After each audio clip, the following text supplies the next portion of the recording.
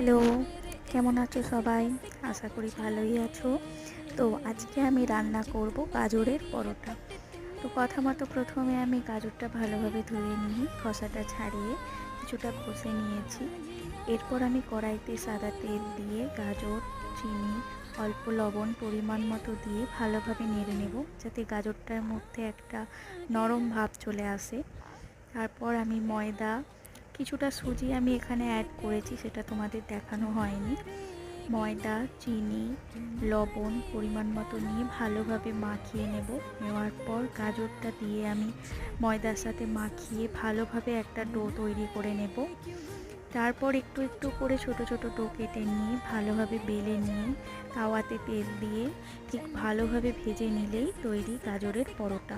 তোমরা ঘি দিয়েও ভেজে নিতে পারো। তো আজকে এত দূরই।